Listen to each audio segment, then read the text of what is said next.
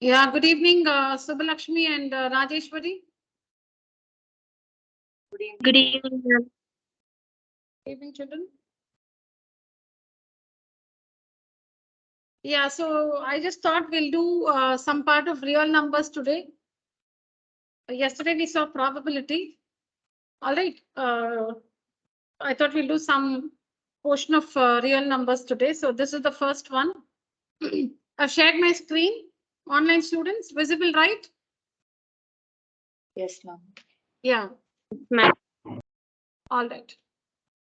So three sets of English, Hindi, and Tamil books have to be stacked in such a way that all the books are stored topic wise and the height of each stack is the same.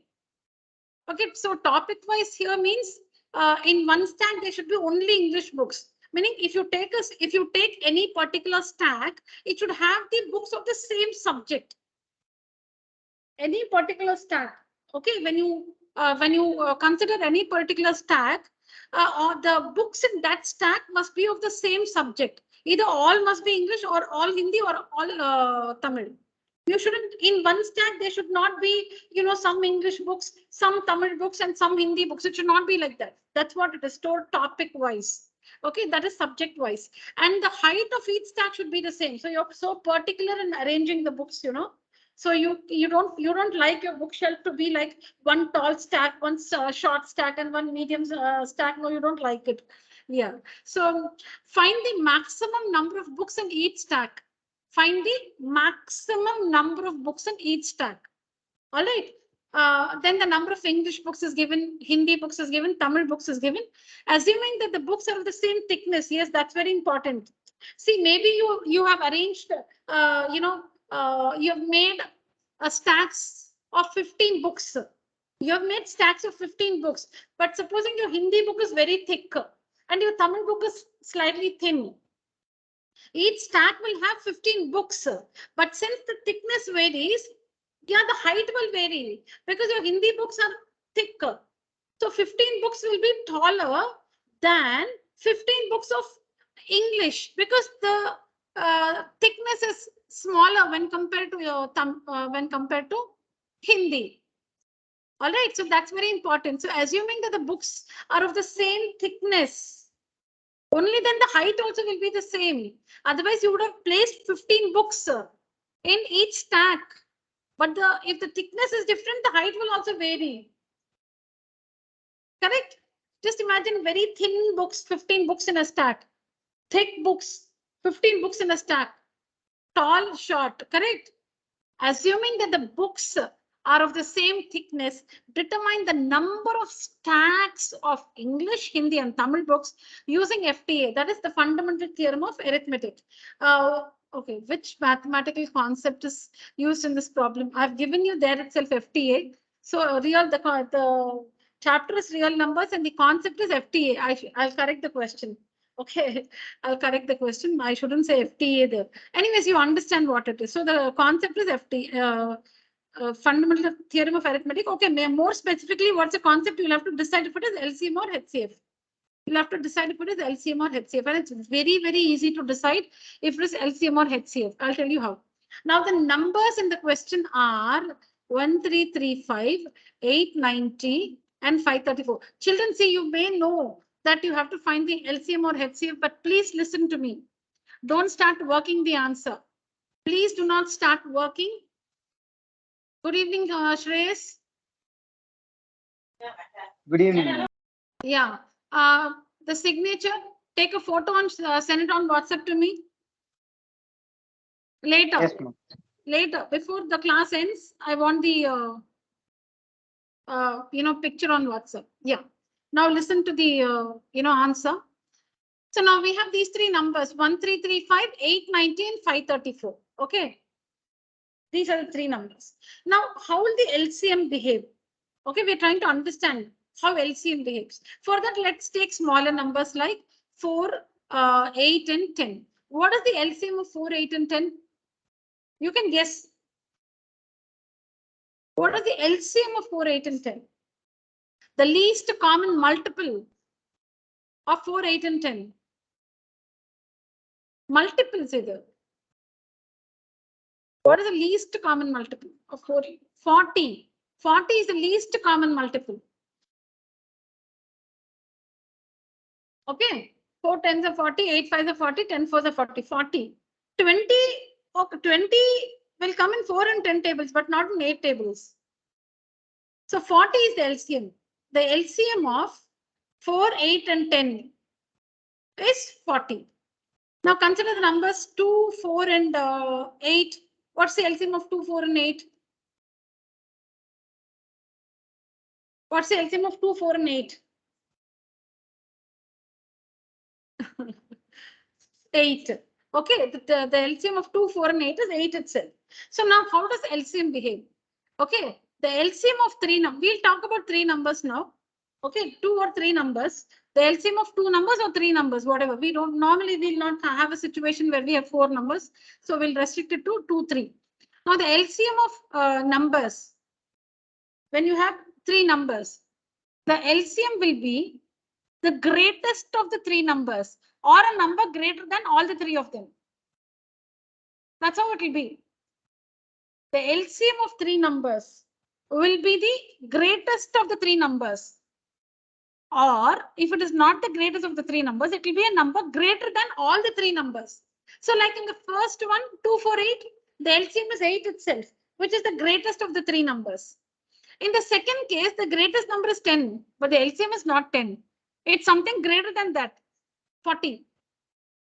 So this is how, so when you find LCM for 3 numbers, you can expect an answer like this. Either the greatest number is the LCM, like 8 in the first case, or the LCM will be a number greater than all the 3 numbers, or greater than the greatest number, bigger than the biggest number. The biggest number in the second case is 10. Bigger than that, it will be the LCM. So that's how the answer will be when you find the LCM. Now for HCF, we'll find the HCF of the same numbers. Okay, the HCF of the same numbers. HCF of 2, 4, and 8 is what? 2.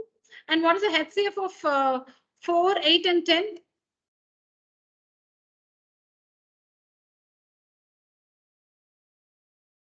2. What's the HCF of 5, 8, and 10?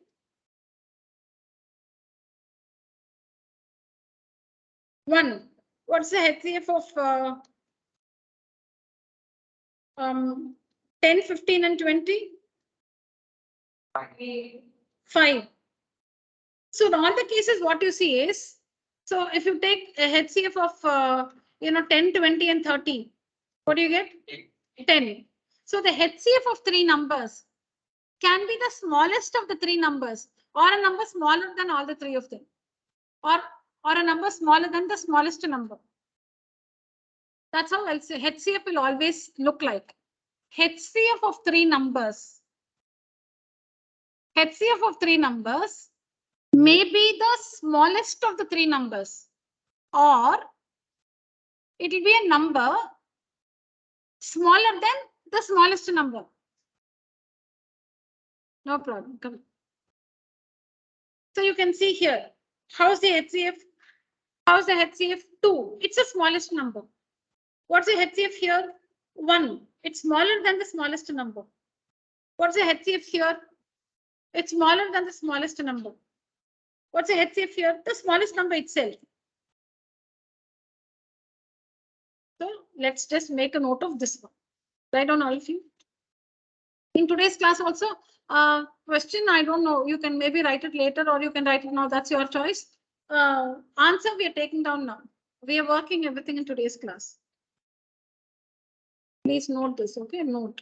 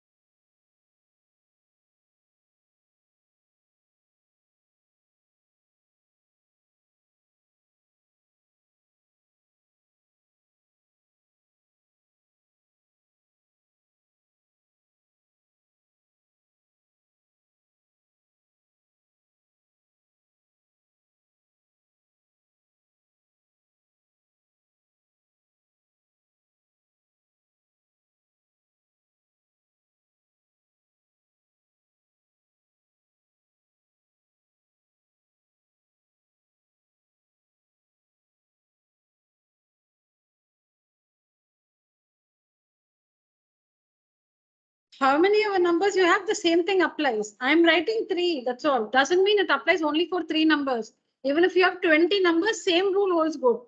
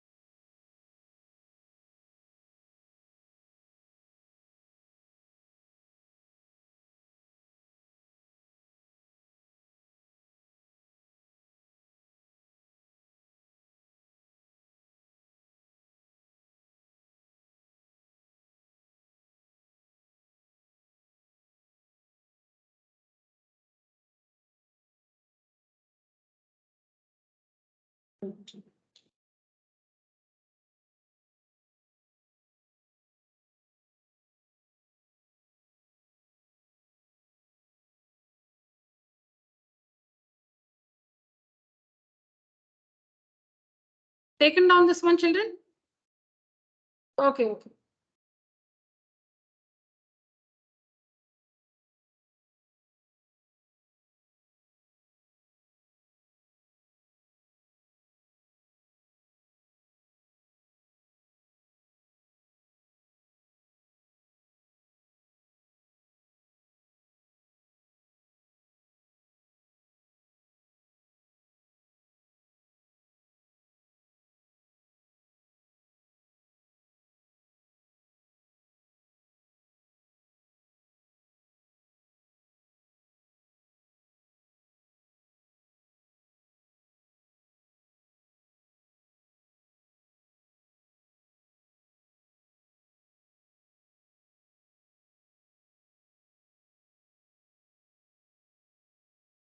Done, children?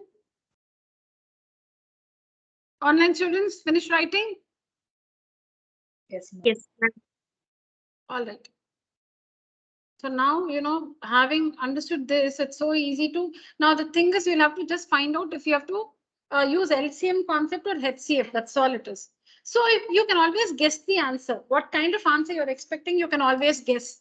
You can always guess what kind of answer you're expecting. Now, when you're stacking the books, okay, do you think the answer will be, do you think the number of books in each stack will be the greatest of these 3 numbers or a number greater than the greater number?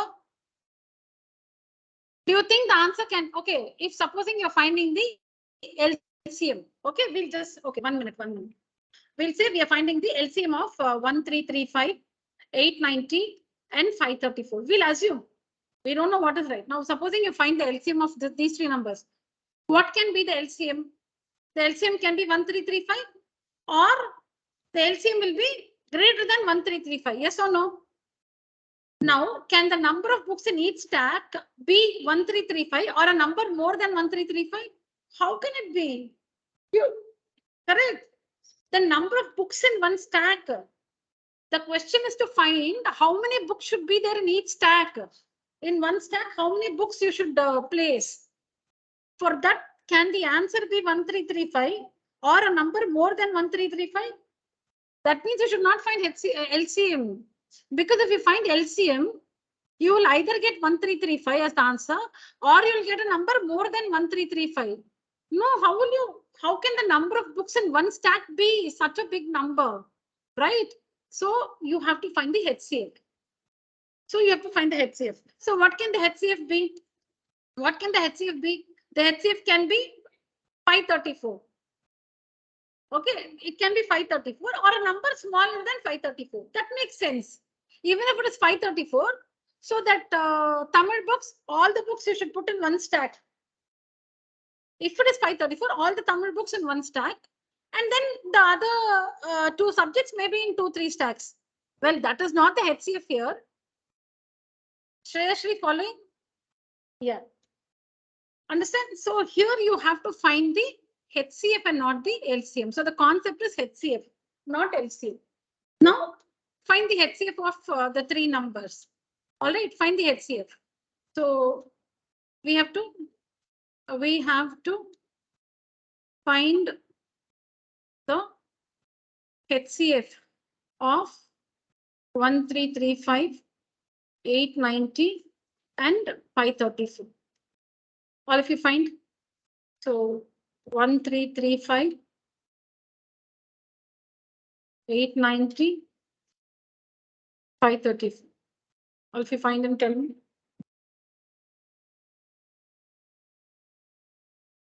Please work, children.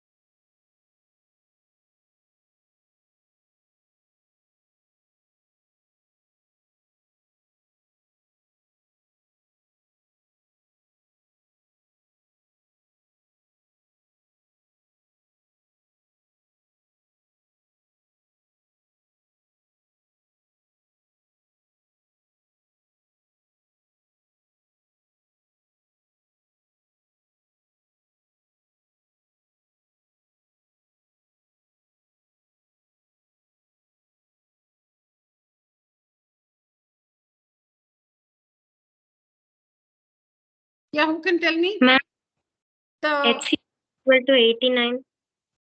89 is the correct answer, but please help me to write the factors of 1335.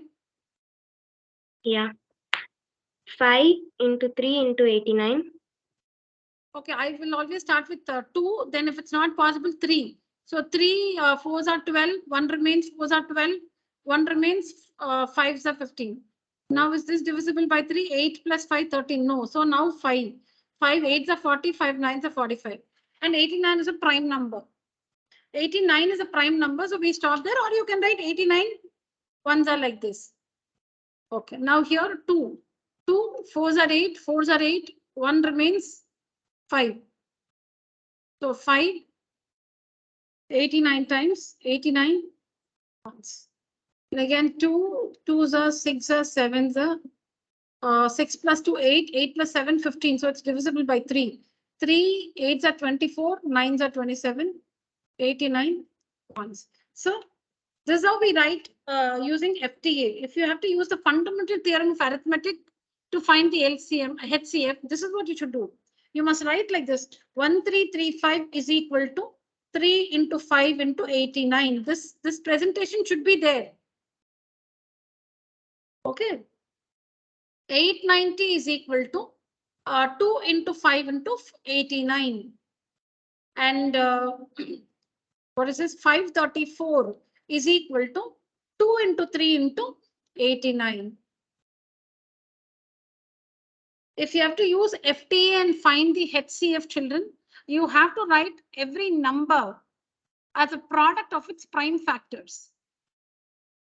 If you have to find the HCF or LCM using the fundamental theorem of arithmetic, then you have to write every number. So here we have 3 numbers. You will have to write all the 3 numbers as a product of its prime factors. Separately, you should write like this. Now, how do we find the HCF? You should take only the common factors. That is, the prime factor should be available in all the three numbers. If it is only in 2, you should not take that. You must take the, I'll tell you the definition later. I'll give another example and tell you the definition later. But for now, 89 is only prime, which is common to all the three. So the HCF is 89. All of us understand that, right? Okay. So the HCF is HCF online students, HCF of 1335. Yeah, Lakshmi, you got this is what you've done, right? Yes, ma'am. Okay. So the HCF is 84. Oh, sorry, 89. So that means what? Each stack should have 89 books. Each stack should have 89 books. Now, English 1335. 89, 89, 89. How many times you should put 89? That we have to find. How many stacks you will have to find. Now we have not found how many stacks of English books, how many stacks of Hindi books, how many stacks of Tamil books we have not found. We have only found how many books must be arranged in every stack. ஒரு ஸ்டாக்ல எவ்வளவு books வைக்கணும்ன்றது தான் நம்ம கண்டுபிடிச்சிருக்கோம். எவ்வளவு stocks இருக்கும்னு இன்னும் கண்டுபிடிக்கல. அது இனிமே தான் கண்டுபிடிக்கணும். ஒரு ஸ்டாக்னா அது 89 புக்ஸ் வைக்கணும். Okay fine. So we found the number of books. So number of books in each stack is equal to 89. Now how many stacks? So number of stacks of English books will be equal to, just take this example. Supposing you have 25 books. Okay, supposing you have 30 books and one stack 10 books வைக்கணும்னா எவ்வளவு stacks இருக்கும்? 3 stacks. Supposing you have 30 books and in each stack you'll have to place 10 books. அப்படின்னா மொத்தம் 3 stacks you'll have. So number of stacks of English books will be 1335 divided by 89. The total number of books divided by the number of books in each stack. I don't know how much, mostly 5, not 550. Okay, I'm bad at calculation. So you tell me this. Then yeah, correct. Yes. As Hitesh just reminded me, if you go back to the prime factorization, if you go back to this one, dividing by 89. So see here, if you strike out 89, 3 into 5, 15. Number of stacks of Hindi books is equal to how many Hindi books? 890 Hindi books. 890 divided by 89. This is easy, but even otherwise, you can go back here. 890. You take away this 89. 5 into 2, 10. And finally, number of stacks of Tamil books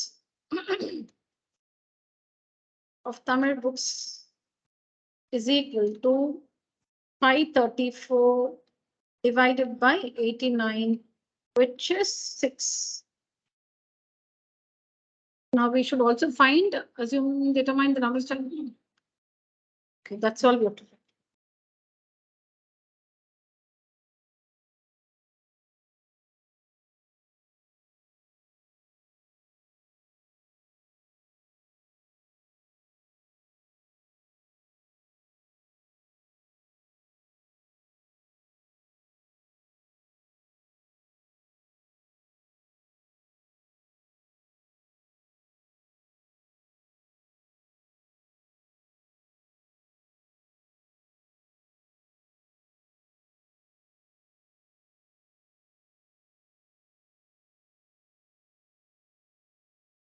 All right, so here it's very easy. We have to just decide between two things, LCM, HCF. We know it cannot be the LCM, so it is HCF.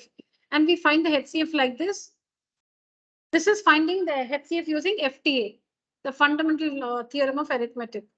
This is finding, you should write each number like this.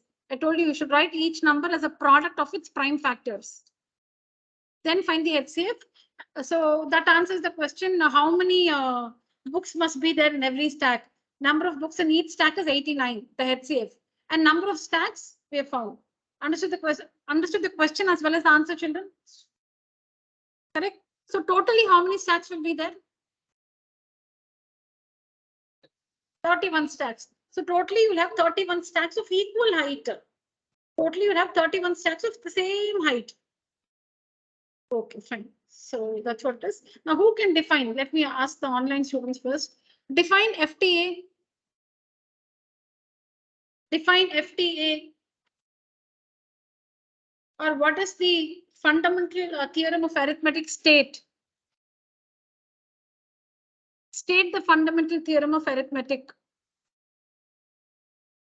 Ma'am, Yeah. every composite number can be expressed as a product of primes, and this factorization is unique apart from the order in which the prime factors occur. Yeah, so Lakshmi, actually you'll have to turn on your video and then answer this. Can you do that? Yes, ma'am. Yeah, please. Yeah, hi. Yeah. Hi. Yeah. Look into the camera and say. Ma'am, Look into your camera. I saw it What? from my. Sorry? I was reading from my classwork. Okay, darling. No problem. Fine, fine, fine. Thank you. Yeah, you can turn off your video. All right, children. Yeah, she was right. So that is what is FTA. All right. So see here. The fundamental theorem of arithmetic states that every composite number, see here, I'll tell you, even I don't know. Okay, remember this. What some number, just take some number, no? 30, we'll take 30. 2 into 3 into 5. Okay, so you can just use this and write. You can just use this and write. What is 30? Somebody's mic is enabled. Please disable your mic. Okay, we'll use this one to write FTA, to define FTA. What is 30? It is a composite number. Okay, FTA states that every composite number,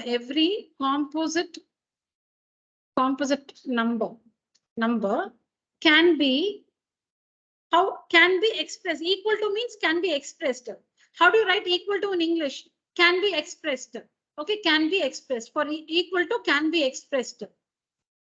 What is this? As a product of primes. What is 2 into 3 into 5? Product of primes. Expressed as a product of primes. That's all it is. Product of primes. That's all is the statement. But we need to add one more thing, because I wrote 2 into 3 into 5, but somebody else is correcting me. They are saying, no, I got 3 into 2 into 5.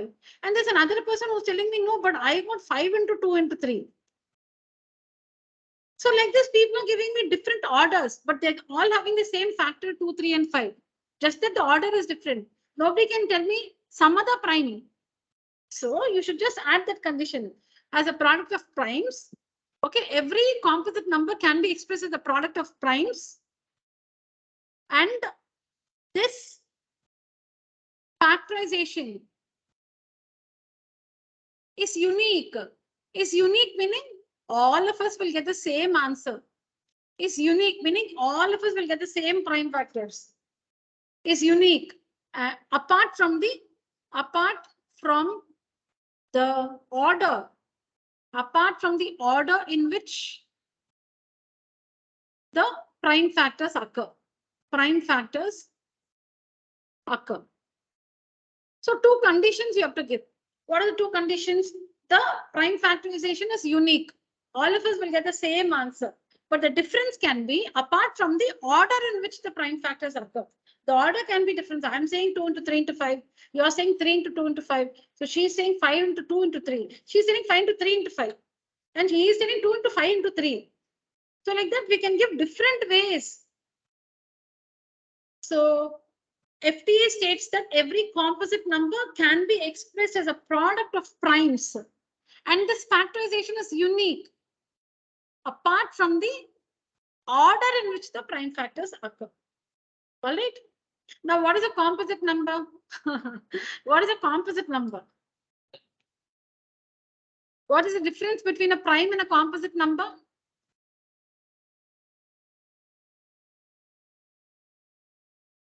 Prime numbers? Number itself, yeah. So prime numbers have exactly two factors. Prime numbers have exactly two factors, namely 1 and the number itself. Composite numbers have more than two factors. Composite numbers have more than two factors. 1 itself will be there, and there will be at least one more extra factor. Composite numbers have more than two factors. Prime numbers have exactly two factors. Now 30 is a composite number, and it can be expressed as the product of terms. Correct? So this is the fundamental theorem of arithmetic, and it's very difficult to forget what it states. It's easy to remember. It's difficult to forget. If you say I forgot, it's so difficult to forget. If you forgot, that means you didn't understand. If we didn't understand, if I didn't understand, I can't remember. If I understood, it's so difficult to forget this. Yeah. Yeah, maybe you can just write down for practice. Just write down this definition for, sorry, it's a statement. State fundamental theorem of arithmetic. Oh my God. State the fundamental theorem of arithmetic. If that is the question, this is the answer. Please write down, children.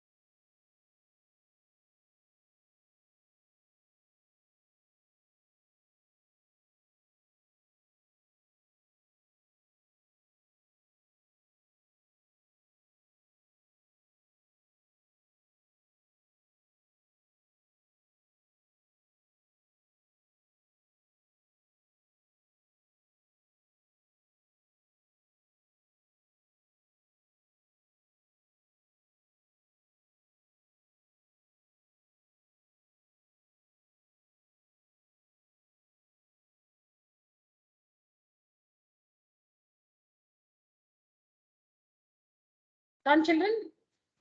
You write it fully? Okay. Done, children? Online students? Lakshmi, Rajeshwari, and Shreyas? Yes, ma'am. Yes. All right.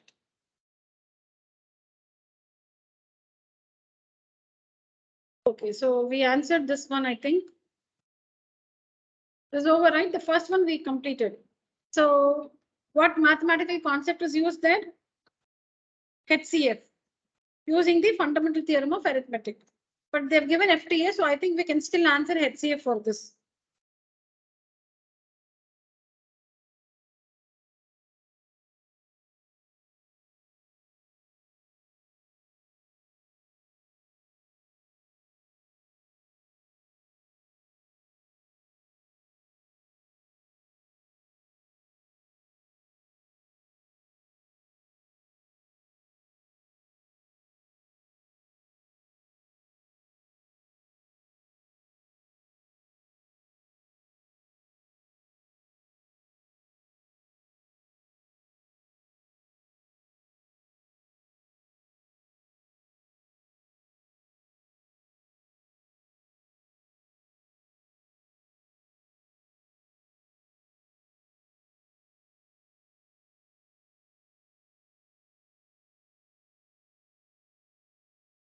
I'll let you know.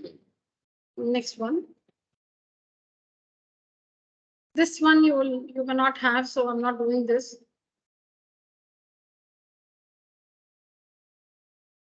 Yeah. Since some portions are deleted, no, because that is using Euclid's division lemma. That's using EDA, so mostly that will not happen for you.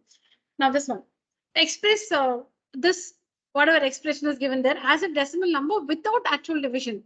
You should not do the division. Without division, you should express 13 by 125 plus 6137 by 80 as a decimal number. All right, let's do that. See here. Don't write 13 by 125. First step. Okay, 13 by, write 125 as a product of primes. So it will be 5 into 5 into 5. All of you will get the same thing. Correct? Can you simplify? Can you simplify the numerator? Can you write the fraction in the simplest form? No, it's already in the simplest form. Okay, it's already in the simplest form. So this is equal to 13 by 5 cubed. Am I right? Okay. Now you must have how many fives you have? 3 fives. You must have equal number of threes. Sorry, you must have equal number of twos. If you have 5 cube, you must have 2 cubed also. So you'll understand why. So because what is 10? 5 into 2 is 10. What is 100? 5 square into 2 square is 100. What is 1000? 5 cubed into 2 cubed is 1000, and so on. So now this is 5 cubed. So if you have a 2 cubed, the denominator will become 1000. And when the denominator is 1000, it's easy to write the number as a decimal number. So you can do it without the long division.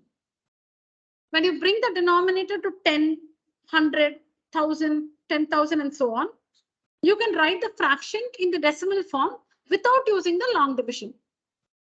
So that's what we're doing now. Now the denominator is 5 cubed. See, first step is to simplify, but it is not possible. It's already in the simplest form. So next step is look at the denominator. What is it? It's 5 cubed. So that means you want 2 cubed. Okay, so you need to multiply both the numerator and denominator by 2 cubed. You cannot multiply the denominator alone by 2 cubed. Whatever you do to the denominator, do the same thing to the numerator. So you should multiply both the numerator and denominator by 2 cubed. So now this becomes 13 into 8 divided by 5 into 3, 5 into 2, the whole cube. Laws of exponents. 5 into 2, the whole cube. So this is 13 8s are 104 divided by 10 cube, which is 1000.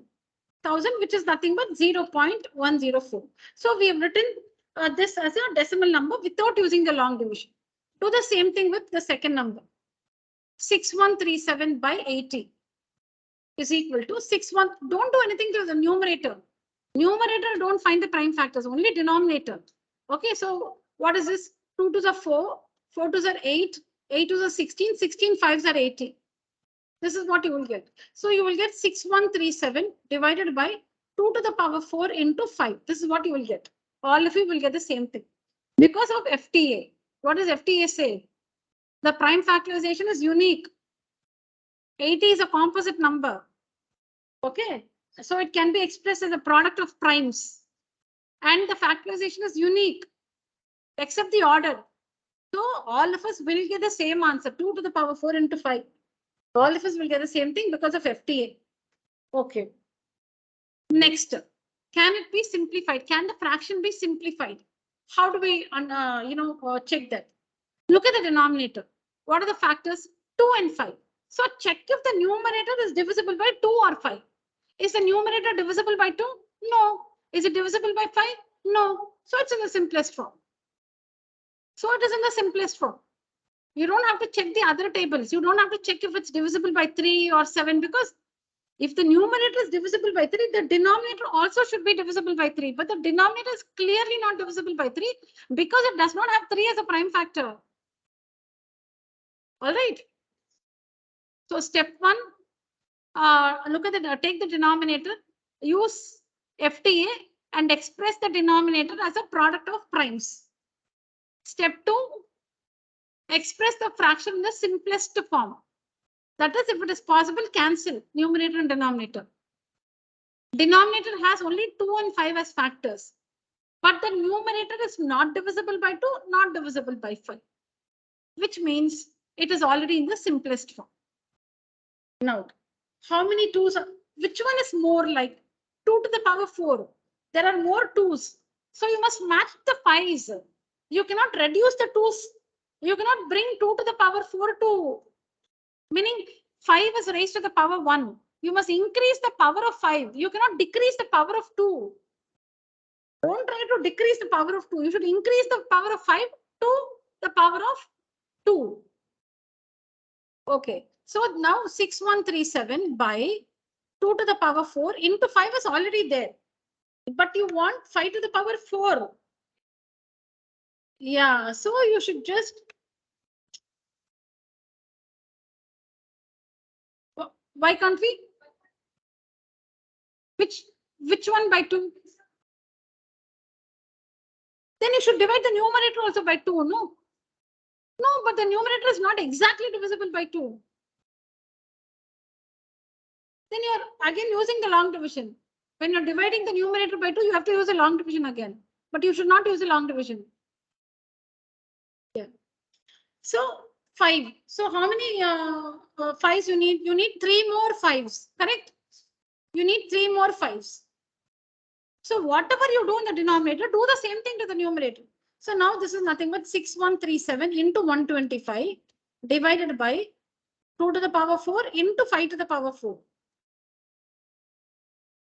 Correct? So this is nothing but, I'll continue here. So that's nothing but 6137 into 125 divided by, 2 into 5, the whole power 4. Actually, here you can multiply and tell me. You should not write it again. Sorry. 767125, correct? 767125 divided by 2 into 5, the whole power 4. So you get 767125 divided by 1 followed by 4 zeros. So this is nothing but 76.17125. Yes or no, children? Now add both. Now add both. So 13 by. So we didn't use a long division. We did not use a long division. So 13 by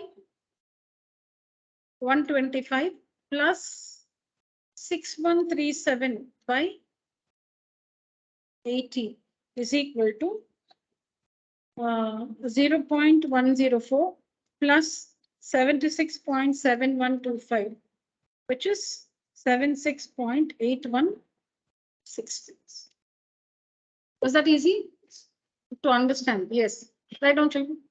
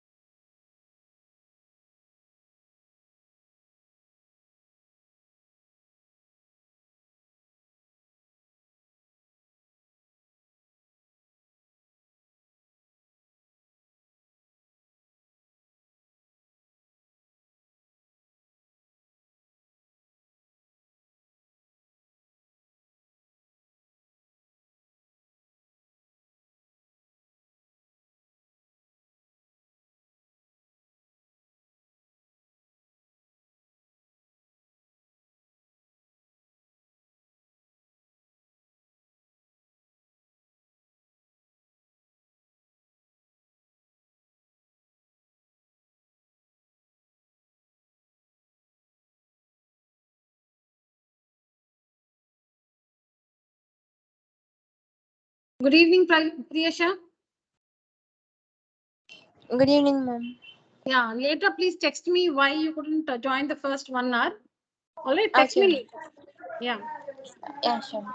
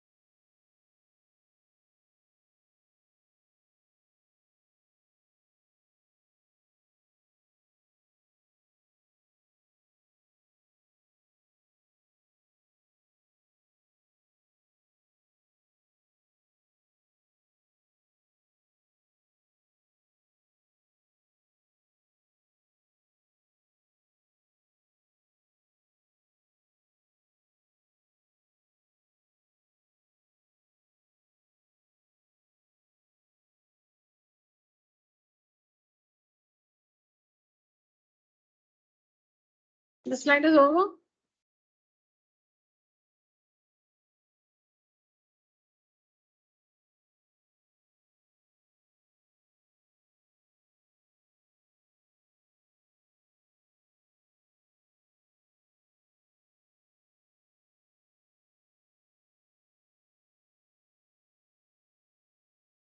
Done, Nandini?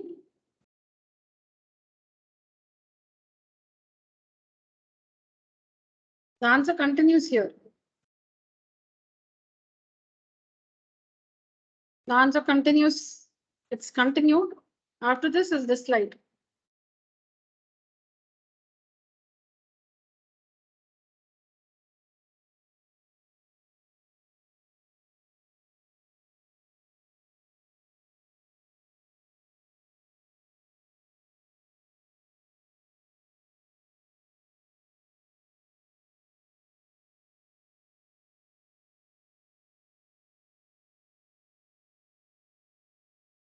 Done, children? Online? Yes, ma'am. Yeah.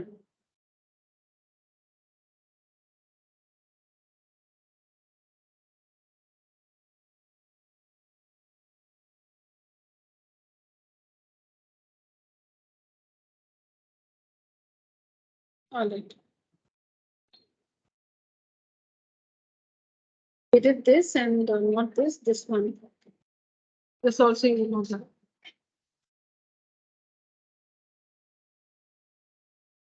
Yeah.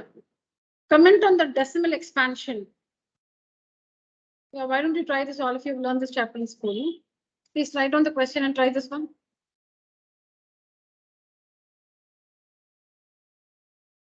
Please write down the question, children. That's very important.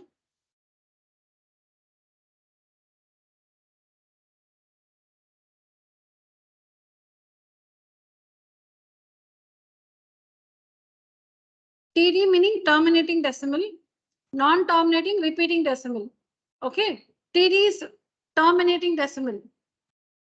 Then the other one is non-terminating repeating decimal or recurring decimal.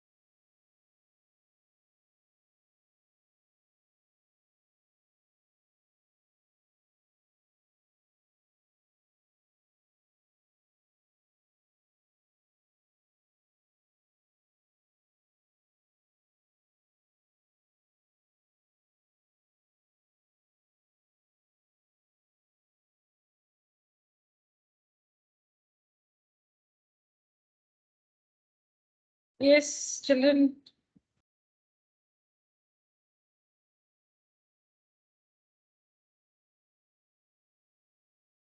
Shreyas, Lakshmi, Rajeshwari, and Priyasha.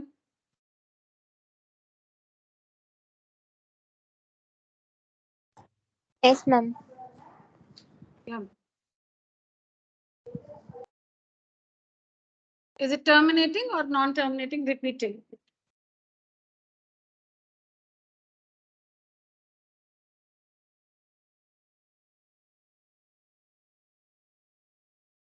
terminating, no? Okay.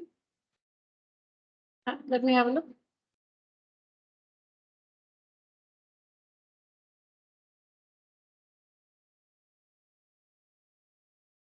You should not do the division. By finding the prime factors of the denominator, not using the division. Yes. Ma'am, I guess it's non-terminating Okay. because it has 11 in its factors. 1 second. Yeah.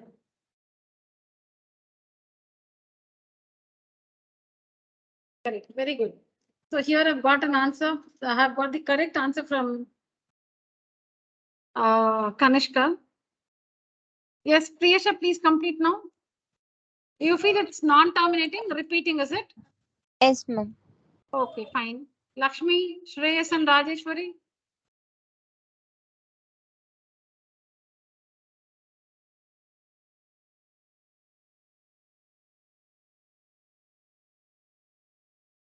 Priyasha, how did you conclude that it is non-terminating repeating?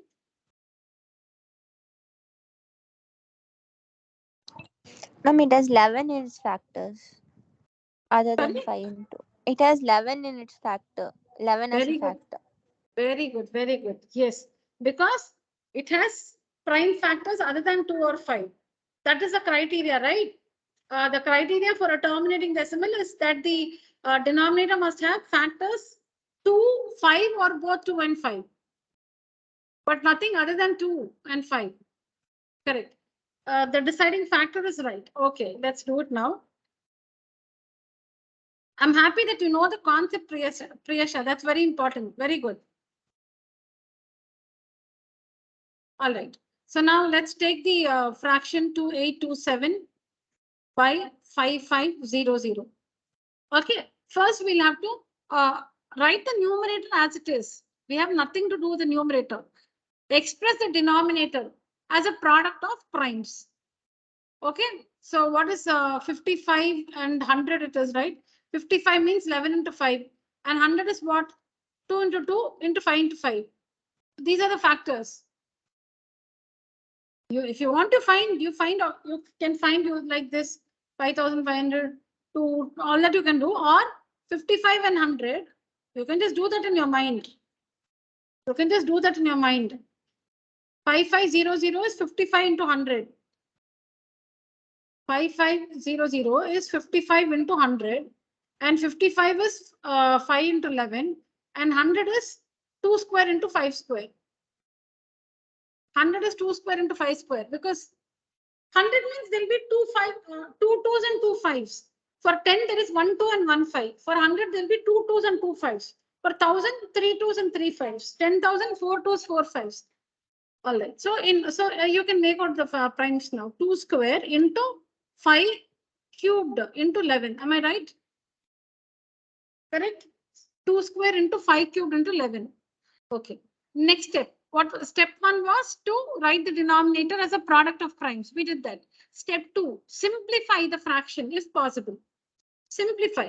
So what are the prime factors you have in the denominator? 2, 5 and 11. So you must check if the numerator is divisible by 2 or 5 or 11. That's very important. If you don't do that, you will conclude incorrectly.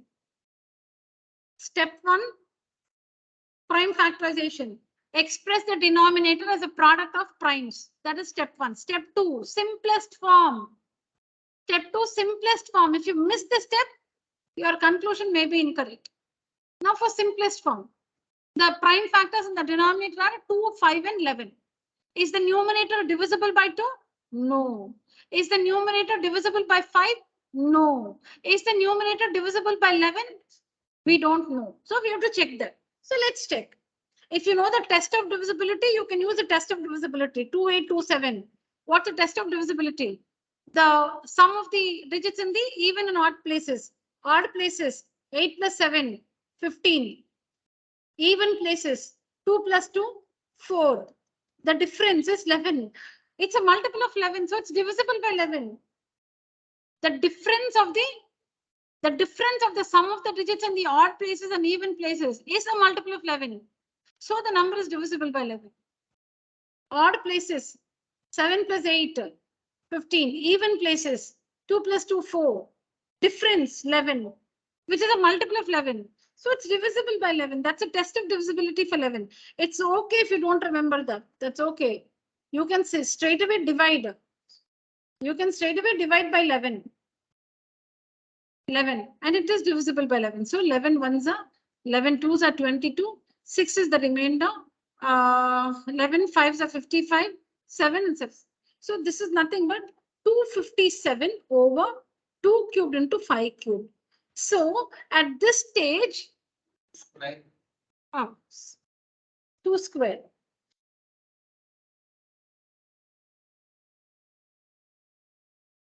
All right. So now, how do we, what is the criteria?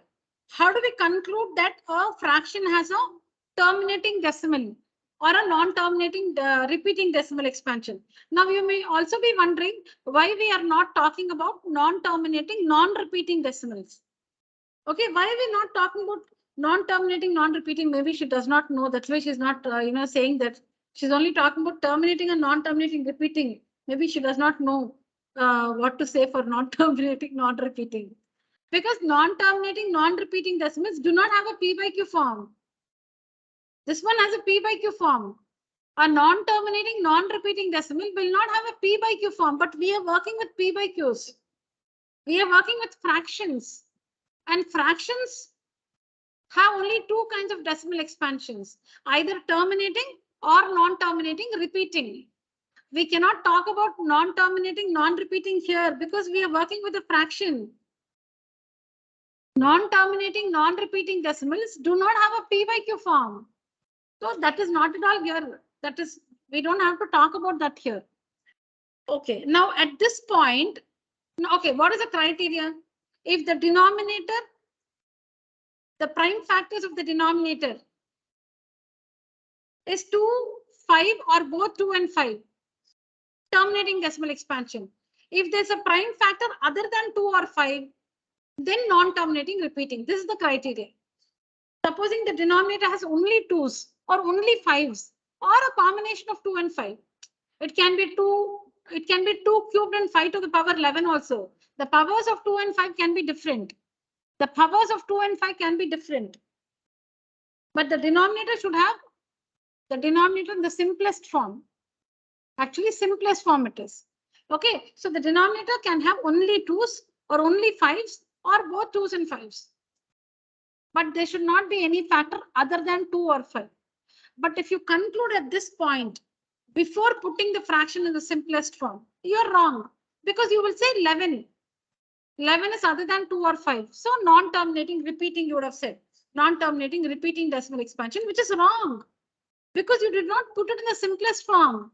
When you put it in the simplest form, see the 11 has vanished. 11 is no more there. So it's only 2 and 5. So at this stage, what will you say? Terminating decimal, and this is correct. This is the correct conclusion. This is an incorrect conclusion because you concluded hastily. In a hurry, you concluded. Without putting the fraction in the simplest form, you concluded, which is wrong. Understood, children, all of you? Online students understood? Why no answer? Yes, Yes. ma'am. All right. So, since the denominator is, made up of primes 2 and 5, the given fraction has a terminating decimal expansion. Okay.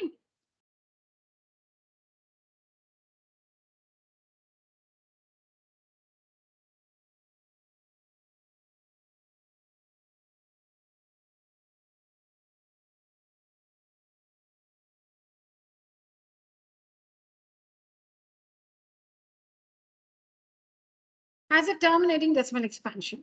Now, if it has a terminating decimal expansion, then find it. Also find the decimal expansion if terminating decimal.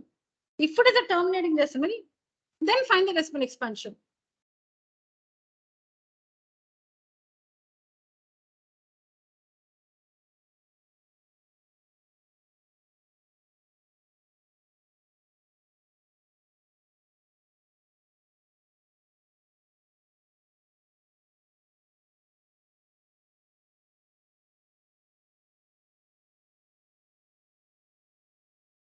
Done this one? It's very easy to simplify. You should just look at the denominator. What are the primes in the denominator? 2, 5, and 11. Now ask these questions. Is the numerator divisible by 2? No. Is the numerator divisible by 5? No. Is the numerator divisible by 11? We'll check. You don't have to check anything else. If it's divisible by 7 or 3 or whatever.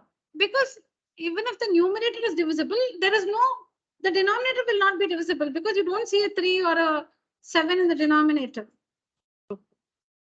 All right, so now we'll write it in the decimal form. The next slide. So now 257 divided by 2 cubed into 5 cubed, 2 square into 5 cubed is equal to 257 divided by 2 square into 2. You need one more 2, correct? You need one more 2. So that is 14, 1 carry over, 1 carry over. How much? 514, right? Divided by 2 cubed into 5 cubed, which is 514 divided by 2 into 5, the whole cubed, which is 1000. 514 by 1000. And it is 0.514. 0.514. So that question, what is it? 2827 by 2827 by is equal to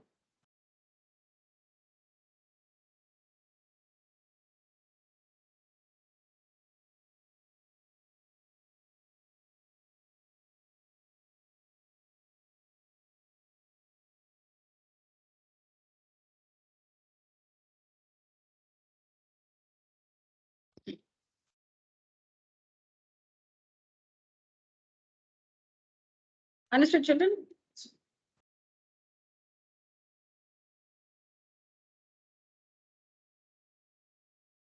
Yeah.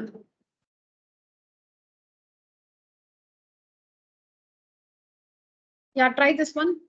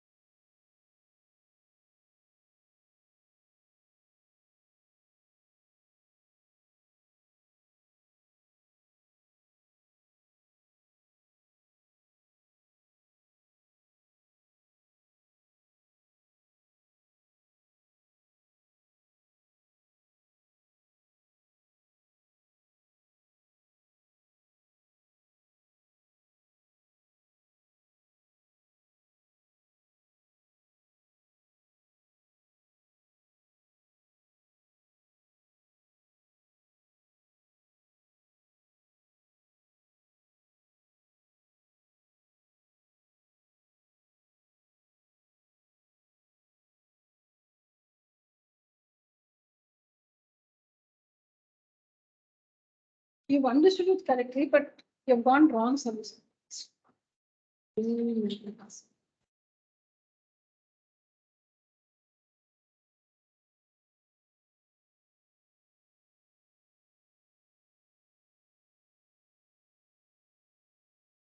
just coming, children. Just a minute.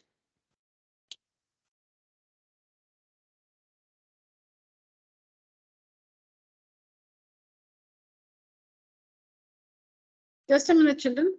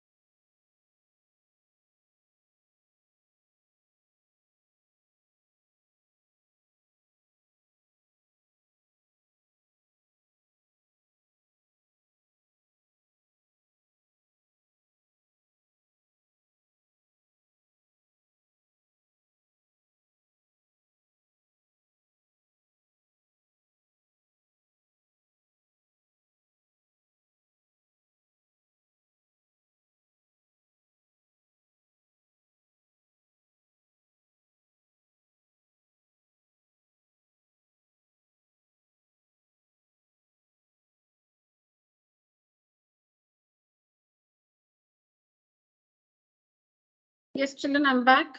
Thank you.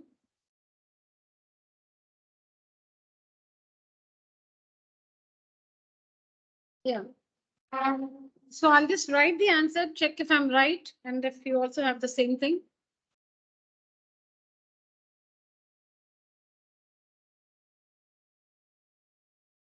So 7 into 6 into 5 into 4 into 3 into 2 into 1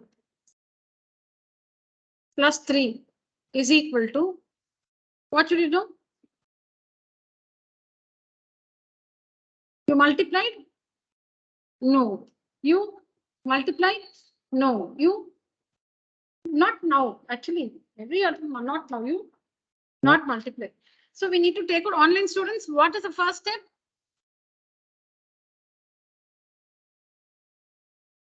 Take 3 as common. Yeah, take 3 common. Take 3 common. 3 is common. Okay, so you will get 7 into 6 into 5 into 4 into 2 and plus 1. Yes or no? Because 1 minute, 1 minute. It will be like this. Bracket C is so important. Let me put that.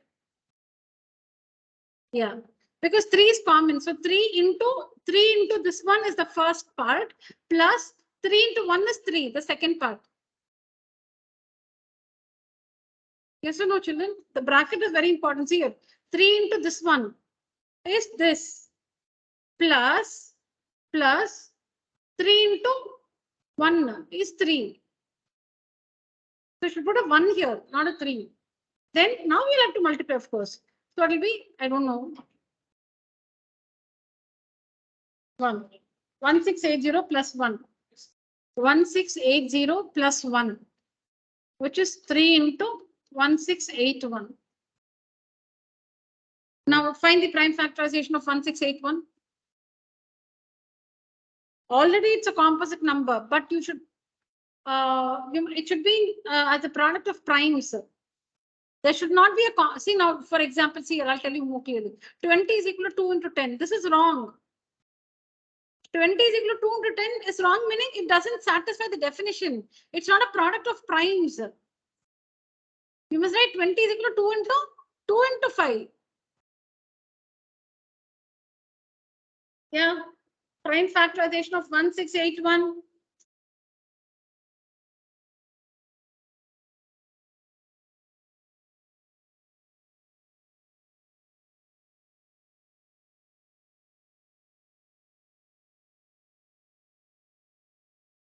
Prime factorization of 1681 quickly.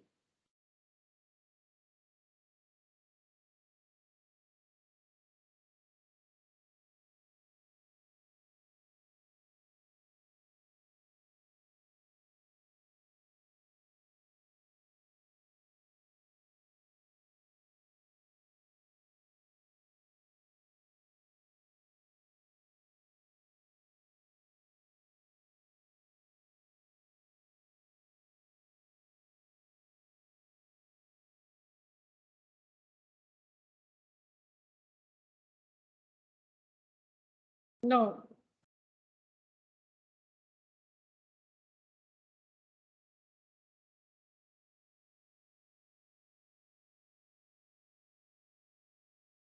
It's 41 times.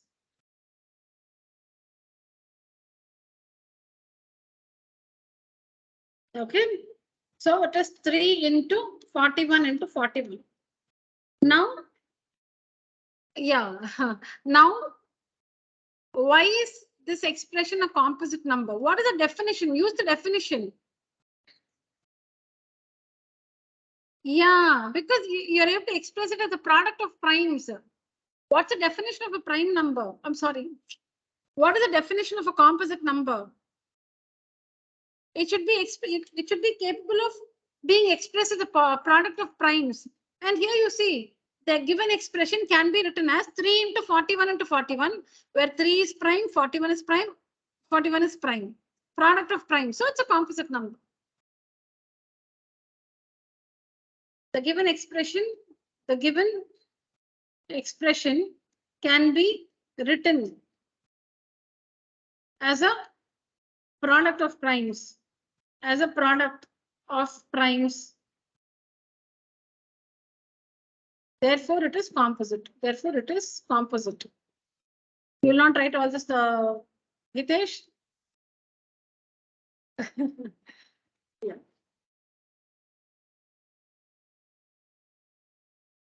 Yes, Chin. So first take out the common factor, if any.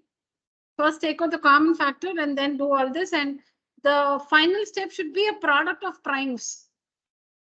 The final step should be a product of primes. Then only it will satisfy the definition. So it is a composite number.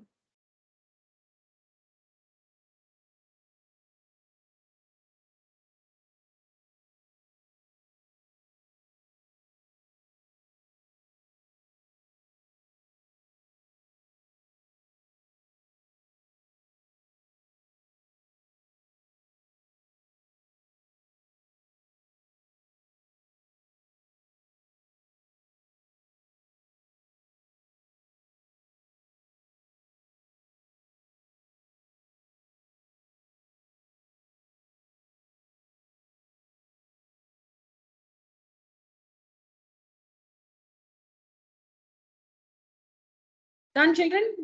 Shall we go to the next one?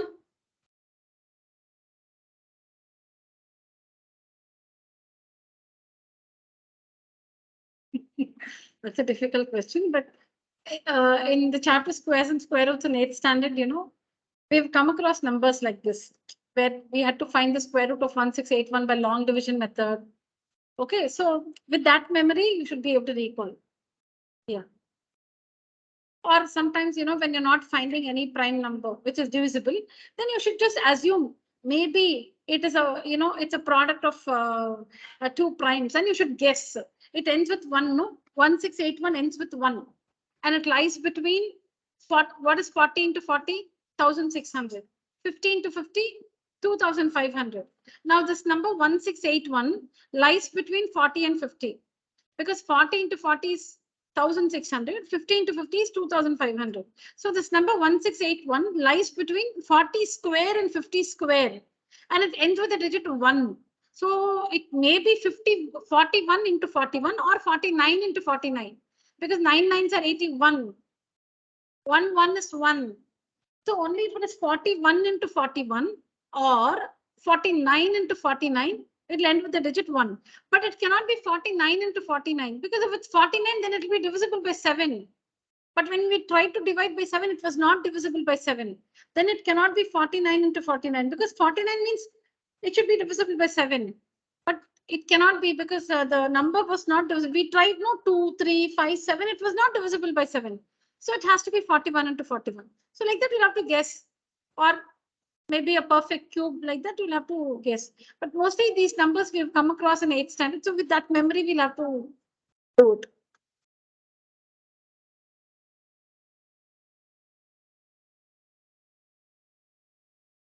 Yeah.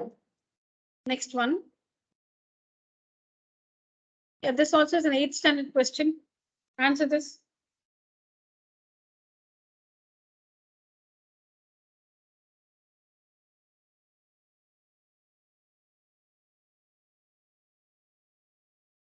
I hope all of you are writing the question as well as the answer, children. Don't write only the answer. Please write the question as well as the answer.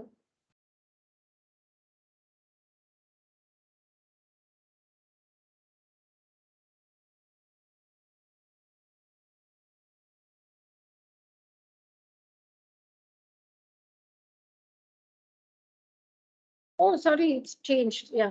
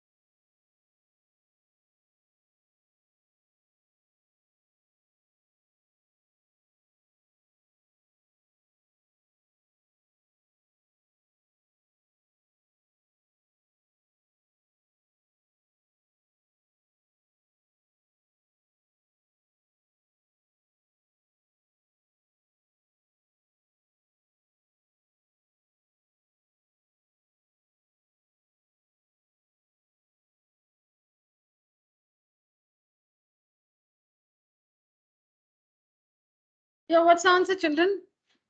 Possible, not possible, or cannot be, like, can't say.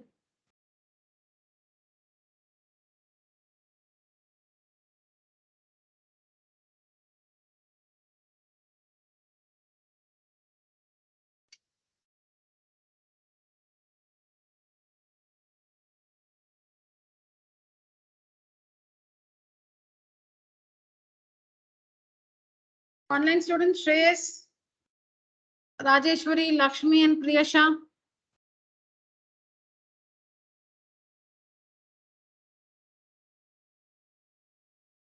Use the emoji. Raise your hand, children.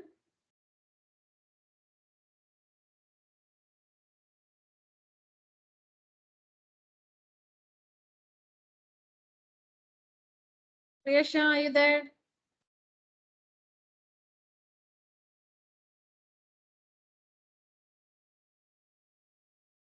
I'm still working on it, ma'am.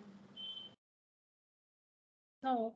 I asked the class to use the emoji and raise your hand. You didn't. That's why I called out you. All right. So you cannot take this long. Now let's understand, how a HCF and LCM are related. All right, we'll just understand how HCF and LCM are related. We'll take simple numbers for that. See, I can tell the answer, but you need to understand why.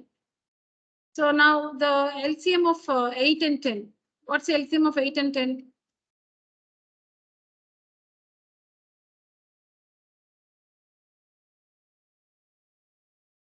What's the LCM of 8 and 10?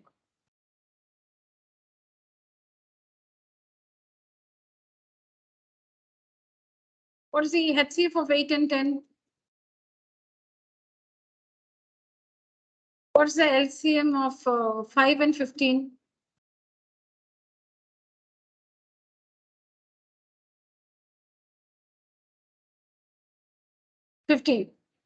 What's the HCF of 5 and 15?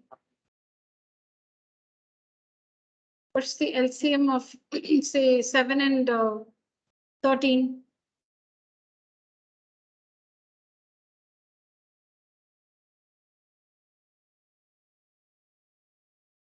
LCM?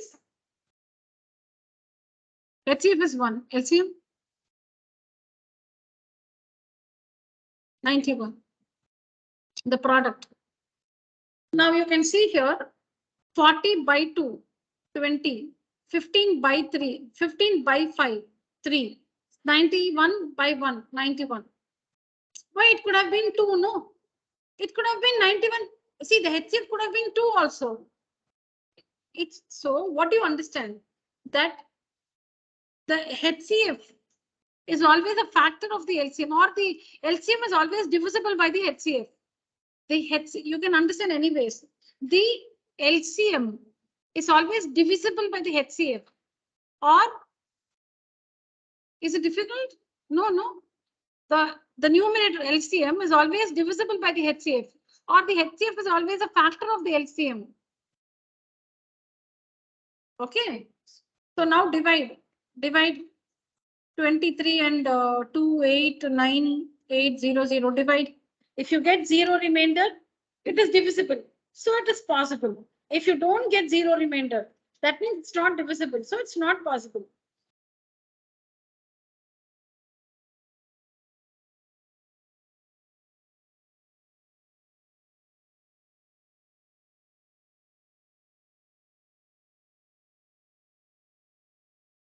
So what's the conclusion?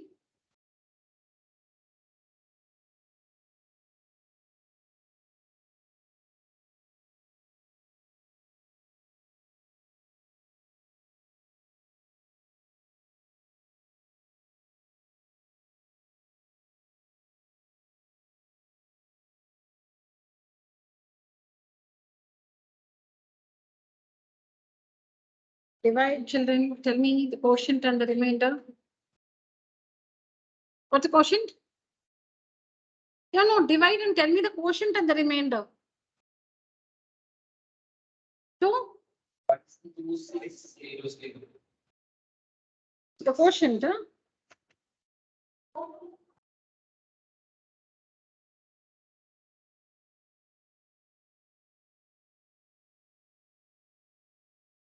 All right.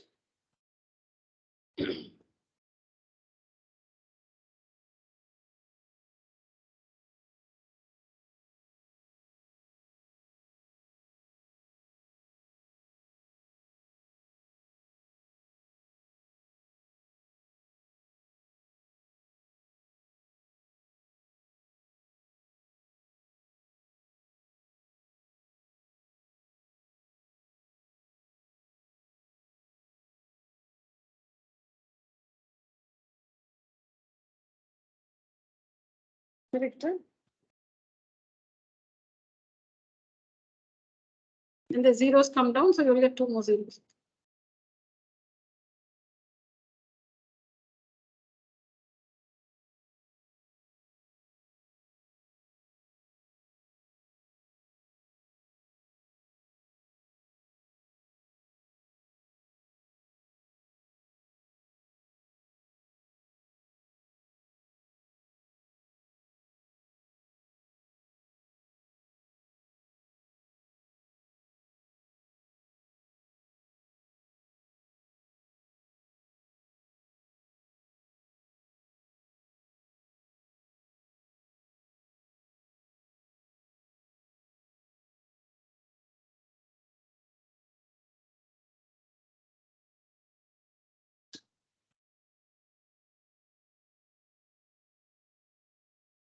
The rule is, the criteria here is the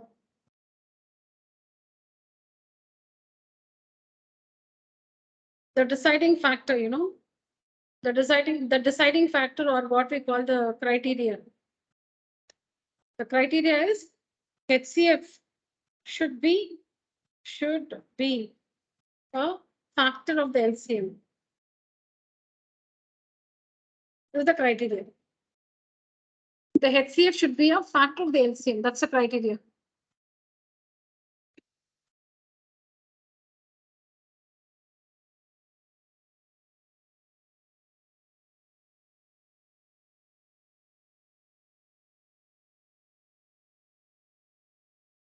Okay, so the criteria is HCF should be a factor of the LCM. Okay, and how do you check it with the factor? You can do any method. You can check however you want. So division is easy. So we divided, we got 0 remainder, so it's a factor. So it's possible to have this situation. That means we can have 2 numbers with this one as the LCM and that as the HCF. All right.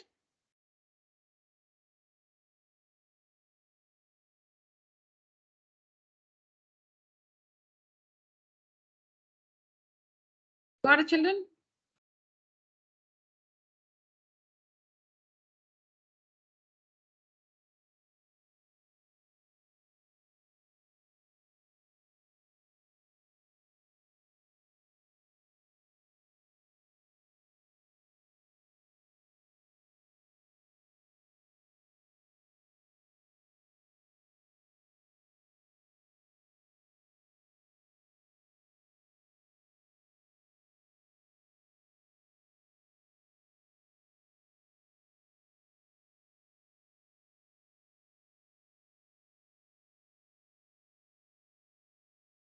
All right. Next one. Yeah, do this.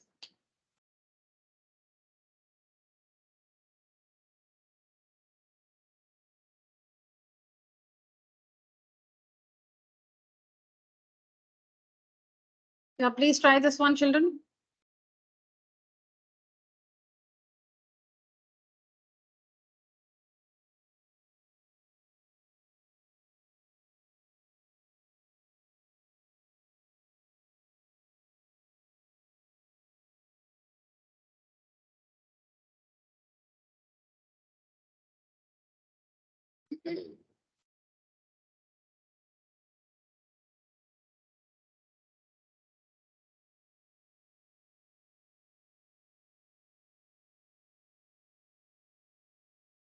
So Shreyashri, what is the relationship between HCF and LCM and something else?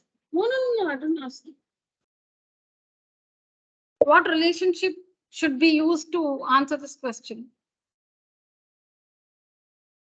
HCF Ah. into LCM is equal to product of two numbers. Yes, thank you, Rajeshwari. Correct. Yes, tell me. Yeah. So you're now wondering where the two numbers are, right? Correct. No, are you thinking about where the two numbers are? Okay. You were in a deep thought, so I was asking. Very good, Rajeshwari. Yes. And Shreya also knew it. Very good. What answer? Much. What's answer? 2352. Yeah. So here also some students have got it. 2352. Correct. So the rule is HCF of A comma B into LCM of A comma B. This is how you need to present it, is equal to A into B. HCF of A comma B into LCM of A comma B is equal to A into B. This is the general rule where A and B are two numbers. So HCF of 392 into LCM of is equal to the product of the two numbers 392 and 294. HCF is 49 into LCM is equal to, therefore,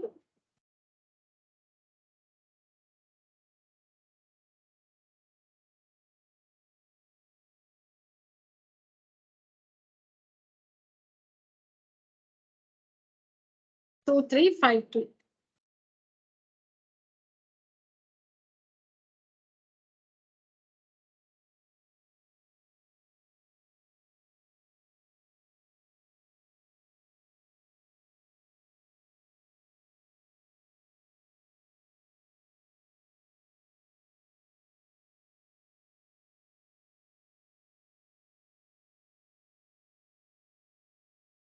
The board timetables are out now.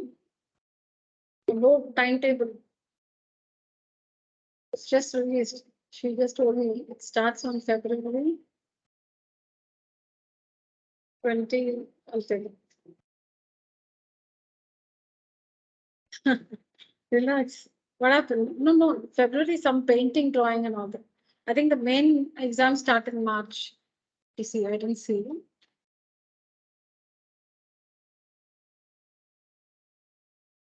March 21st, she told me is maths. 21st March is maths, she told me. I'll go home and send it. You also will find it from the internet. It's telling.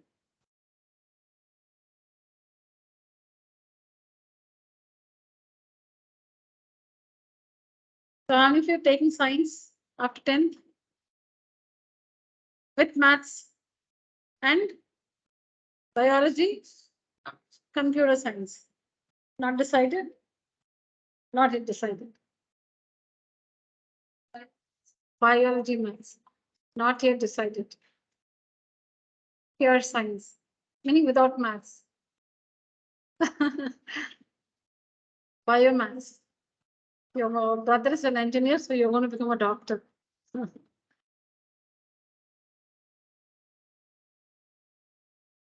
Online students decided what after 10th standard? Rajeshwari? Or you don't want to disclose? Commerce. What do you wish to pursue after 10th standard? Science or commerce? Commerce, ma'am. Shreyas? Not yet decided. Okay. Lakshmi? Science, ma'am. Science, meaning with maths, without maths? Biomath. Very good. Priyasha?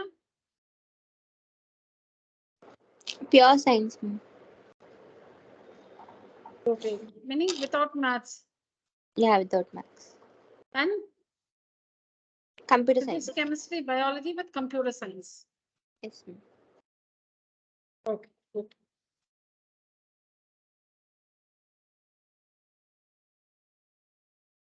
All right.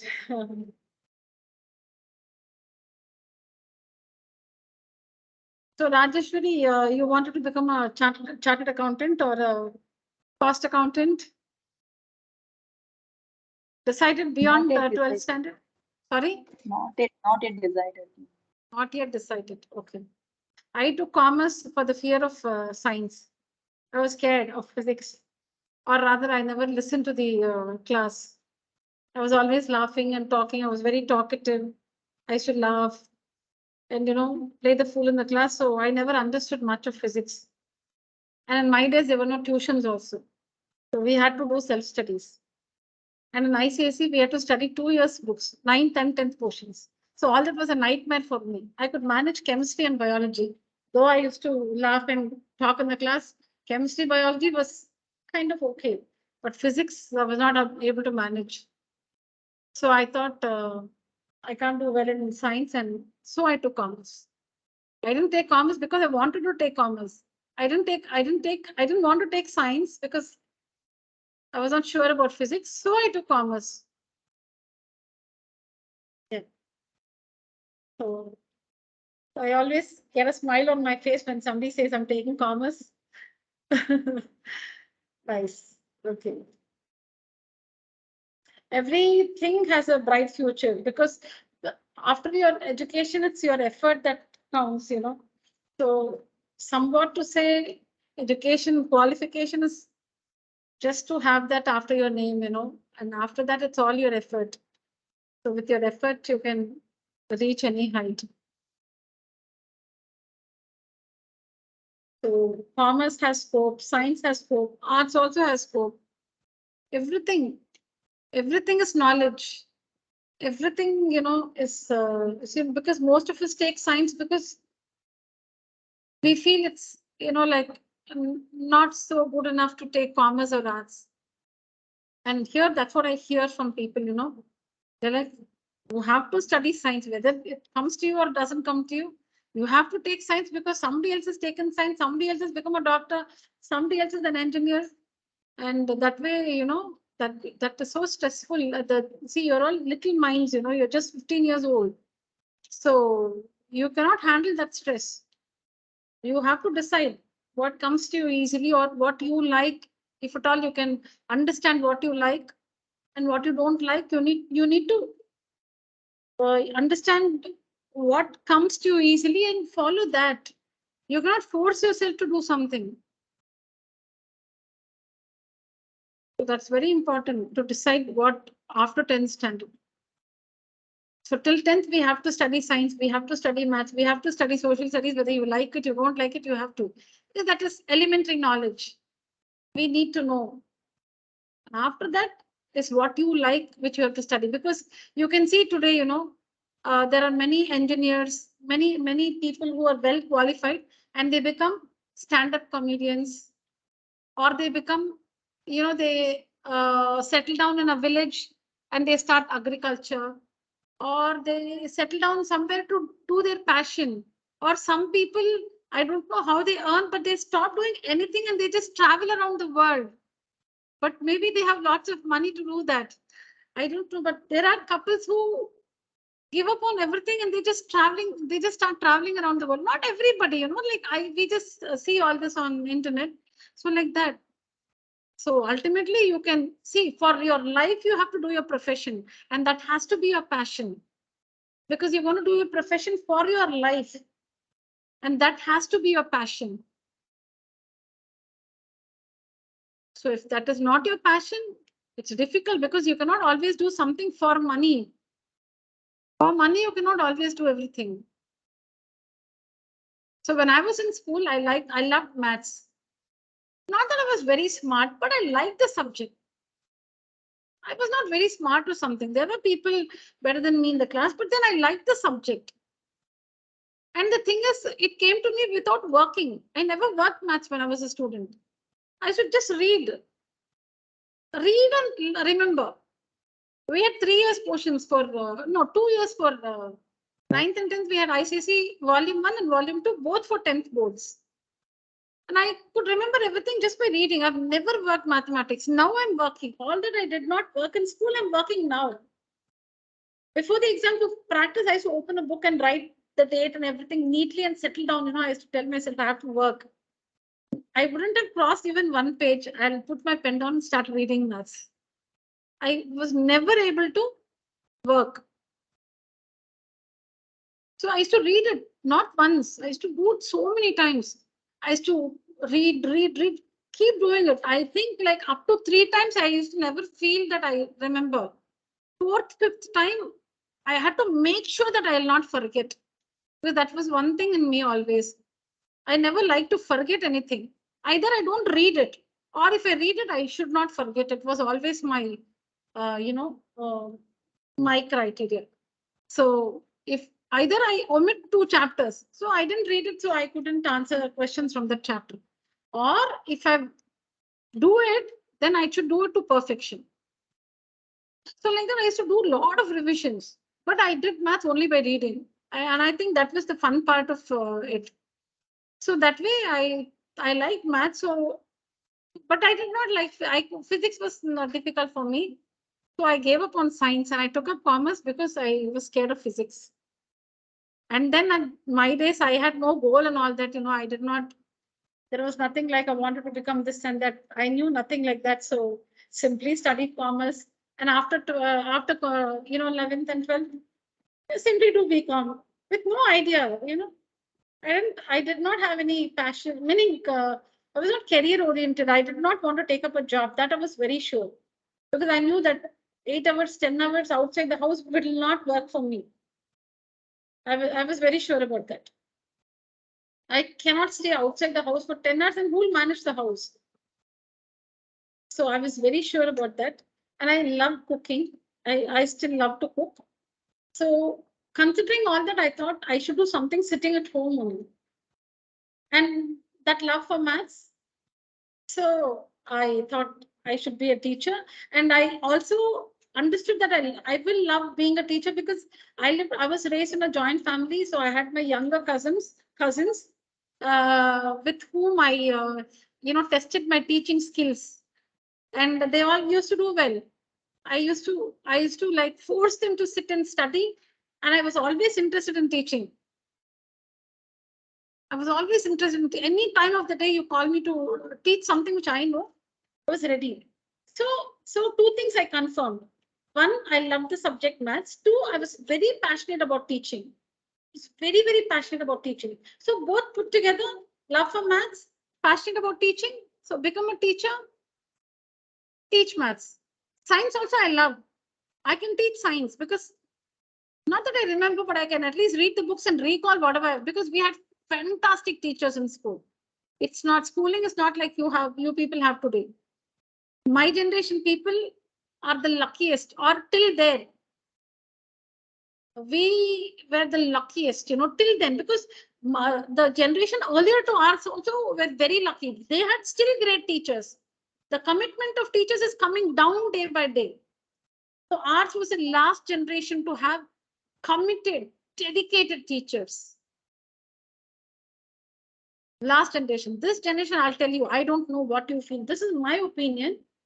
I'll tell you. And from now on, children are just unlucky, will only be unlucky because people want to become something where they can earn more money. Want to become something where they can earn more money. Teaching, I don't know if teachers are well paid. Like a software engineer can start off with 50,000-60,000 a month. But a teacher cannot start off with 50,000-60,000 a month. She has to start from 15,000-20,000. I don't want to be a teacher. So even if the person is, well knowledge, has great teaching skills, does not want to become a teacher. A person may be passionate about teaching, might be very good, has a great subject knowledge and everything, but does not want to settle down being a teacher because has to start from the scratch of 15,000-20,000, listen to the management. The management will say something, listen. So you cannot do what you want to do. The principal or the management will say something. You just have to do what the management says. If the management says time up, rush through the portions, you have to just rush through the portions. You can't be what you want to be. Nobody wants to be a teacher. Who is a teacher now? So people who, mostly women who feel have time at home, but are not qualified to take a job, become a teacher now. Seriously, that's what I see in schools here. Not in all, but at least in most schools. Who are teachers in most schools here in Trichy? I don't know about other places in Trichy. People are housewives who cannot take up a job because, or cannot get a great job because they're not well qualified, but can get a teaching job, or the school will hire you and they'll train you. They just want to fill the post. Become a teacher. You don't know English, no problem. You can become an English teacher. I have seen this, pathetic plight in the school my children went to, or my daughter went to. The English teacher could not talk bare minimum English, but she was an English teacher. And she used to speak broken English. I was so scared. But you talk to the management will say, we can use the resources available in Trichy. We are not responsible for that, or you cannot blame us for that because this is the resource available in Trichy. So what about the fees you charge from us? You charge as if you're giving great quality education. But the teacher was so bad. The mistake is not with the person. The mistake is with the management. She did not see she was hired by the school. It's not her fault. The management chose to hire her.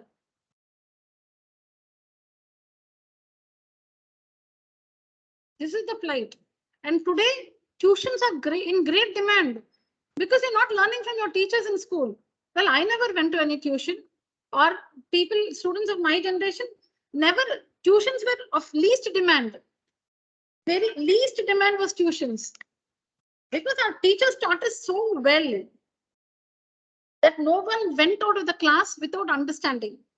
Maybe if the child was like me, always laughing and talking, you will not understand. Otherwise, a child who's dedicated, meaning attentive in the class, will understand so well that a simple revision at home will be more than enough. And that we used to take running notes in the class. Now, where do people take notes? Do you know how to take notes? No, the teacher does not train you to take notes. Well, we used to take notes as the teacher is lecturing, we used to take running notes in the class, and that notes was more than sufficient to study for the exam. That, along with the textbook, was more than sufficient. Textbook was easily understood with the teacher's explanation. The notes, I still have high regard to each and every teacher who taught me in school and in college. So great, each and every one. English teacher, my God, what command she had. She used to teach us Shakespeare drama, and she used to teach as if she lived in the Shakespeare's period. She had such good command over the language that's how they control the class. Today the class is noisy. Why is the class noisy? Because the teacher does not have command over her subject and the knowledge and the language. That's why the class is noisy. She's always managing the class. Our teachers, they had a good command over the language and the subject. So there was pin drop silence in the class because, her lecture used to be so powerful. So she was not shooing the children and, beating us with the scale, nothing. She'll just come to the class will become quiet. There used to be the notorious ones. Of course, they have to be, handled. Otherwise, in general, the class used to be quiet. Every teacher. Hindi teacher used to talk Hindi. We didn't have Tamil. We had Kannada. Kannada teacher used to talk Kannada. Here, the Tamil teacher talks English. Who wants her to talk English? The subject is Tamil. She's expected to talk in Tamil. She'll talk in English. And the English teacher will talk Tamil. Nice, no? Yeah. That's the plight of the teachers today. And it's going to worsen. It'll be still bad in the future. So we have to, study well so that we have to get ready to teach our children in future.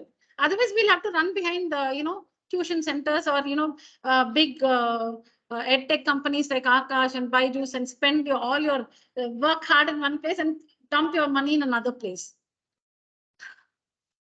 Yeah, at least for that you have to study well, so that you have the minimum knowledge to teach your children till 10th standard. Beyond that, they'll manage. So now my friends do homeschooling. Some of my friends, the real smart ones in the class, they some of them do homeschooling. They don't send their children to school, because who would like to send a child to school when the mother is able to teach more than the teacher in the school? Spend 8 hours in school and come back, and the mother has to talk for 16 hours. First, the mother has to make the child unlearn the incorrect, things, and then help the child learn the correct things. First, unlearn all the incorrect things, because pronunciation in English is incorrect. Most words in English is pronounced incorrectly. So first unlearn those things and then learn the correct pronunciation. So some of my friends, they do homeschooling. So it's like that. So beware, all of you study well. Have the basic knowledge to teach your children in future till at least 10th standard. They'll manage beyond that. All right. So I think we have to wind up today's session. We finished this, right? 2352. All of us got LCM is 2352, right?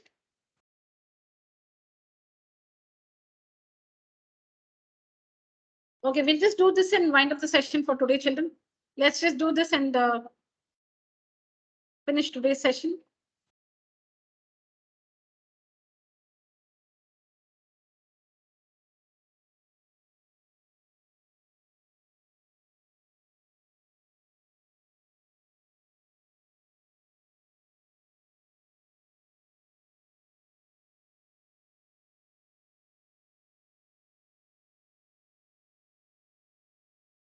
Okay, I think now you can decide. 1 minute.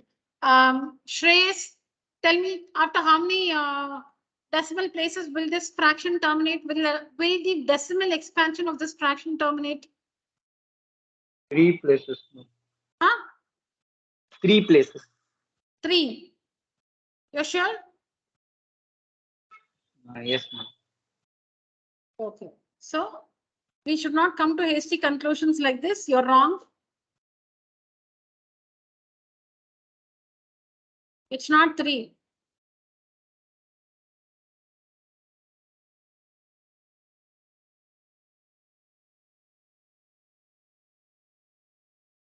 Five fours are 22 remains, then 5 fours are 25. Now it's in the simplest form. You cannot simplify this further. Now tell me, Shreyas, after how many places will it terminate? Ma'am, is it 2? 2 decimal places. So the same procedure, you need to put the fraction in the simplest form. Put the fraction in the simplest form. Then look at the denominator, 5 square. That means it will be 100, no? 5 square meaning then you will put 2 square, then it will be 100 in the denominator. So 2 zeros. So it will terminate after 2 decimal places. You don't have to do all that. You just do it in your mind. That's all. You don't have to find the decimal expansion. You don't have to find the decimal expansion. You only have to find after how many places it will terminate. So then do that in your mind, 5 square. So there'll be another 2 square. So 100. So 2 decimal places. Yeah, so you should always put it in the simplest form. That's very important. The decimal expansion of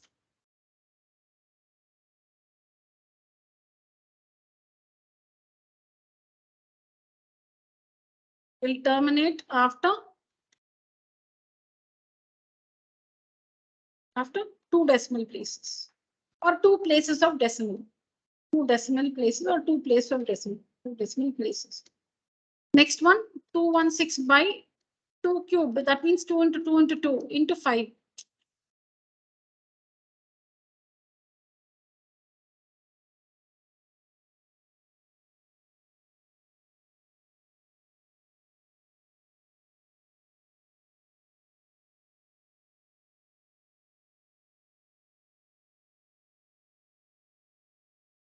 So 2 ones are 2108. Then again 2 ones are 254. Again 2 ones are 227. So this is nothing but 27 by 5. What we will do, we'll conclude here itself. Where we'll conclude here only. 2 cubed. So 3 decimal places, which is wrong. 2 cubed, so 3 decimal places, which is wrong. You should put it in the simplest form. What's the simplest form? 27 by 5. So 5 to the power 1. Meaning 5 means you need another 2. 5 to the 10. 1 0 it is. So 1 decimal place. You wrote 3, is it? Okay, okay.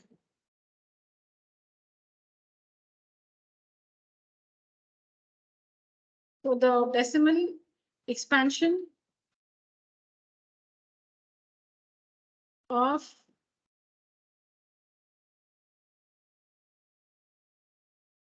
will terminate after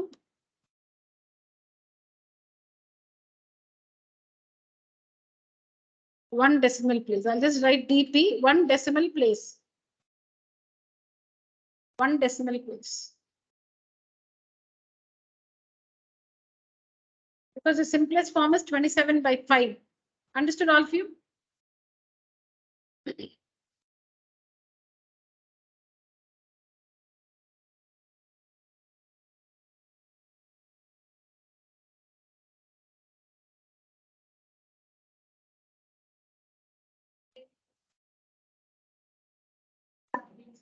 Yeah, just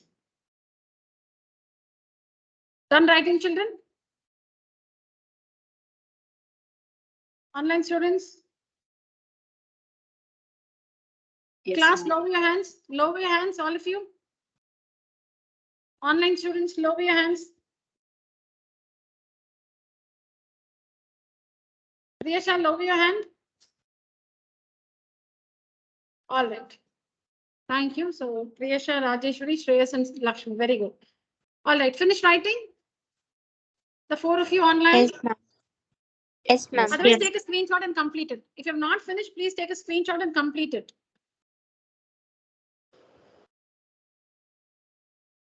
Yeah. I hope you took the screenshot. Yes. All right, children. So that's it for today's session. Thank you so much. Good night. You may leave the call. Thank you, ma'am. Thank you. Thank you. Thank you, children. Good night.